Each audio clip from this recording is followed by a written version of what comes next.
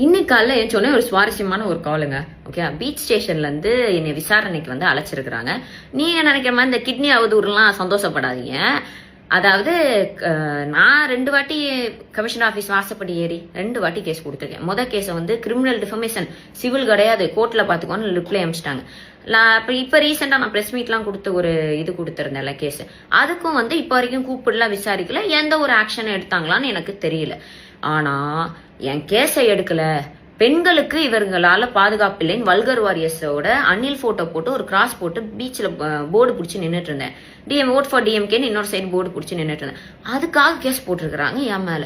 அன்னைக்கு நான் லெட்டர்லாம் எழுதி கொடுத்துட்டு ஓகேம்மா வீட்டுக்கு போங்க அப்படின்னு சொல்லி அனுப்பிச்சிட்டாங்க. ஆனா இன்னைக்கு கால் பண்ணி அது வந்து கேஸ் போட்டிருக்கோம் அப்படின்னு சொல்லியிருக்காங்க. 4 மணிக்கு விசாரணைக்கு வர சொல்லியிருக்காங்க. விசாரணைக்கு போறேன்.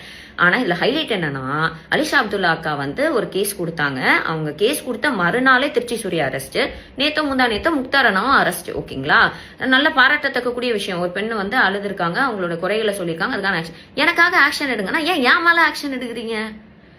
அண்ட் இன்னைக்கு வேற வெள்ளிக்கிழமை வேற, சாட்டர்டே சண்டே கோர்ட் வேற இல்ல. ஸோ 4 மணிக்கு வந்து விசாரணைக்கு போறேன். ஆர்எஸ்எஸ் பிஜேபிக்காரன் கூட இவ்வளவு கேவலமா கீழ்த்தரமா நடந்துக்க மாட்டான். உங்க ஆட்சியை நினைச்சு உண்மையிலே பயமா இருக்கு.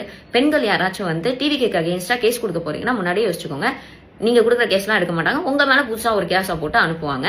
ஸோ ஜாலியா அந்த ஆட்சியை வந்து என்ஜாய் பண்ணுங்க. போயிட்டு வந்துட்டு நான் வந்து மீண்டும் உங்களை சந்திக்கிறேன். பிக் பாஸ் ஜூலியா அவங்களோட இன்ஸ்டா பக்கத்தில் இப்போ ஒரு போஸ்ட் ஒன்று போட்டுருந்துருக்காங்க. ஸோ இதுக்கு முன்னதாகவே வந்துட்டு பார்த்தோம் அப்படின்னா ஒரு ப்ரெஸ் மீட் ஒன்று கொடுத்துருந்தாங்க. ஸோ கிட்னி திருட்டு தொடர்பாக வந்துட்டு எந்த வழக்கம் என் மேலே வந்துட்டு தொடர வேண்டாம், பொய்யா வந்துட்டு என் மேலே வந்துட்டு கேஸ் போட்டிருக்காங்க, ஸோ அதை வந்துட்டு வாபஸ் வாங்கணும் அப்படின்ற மாதிரி வந்துட்டு சொல்லியிருந்தாங்க.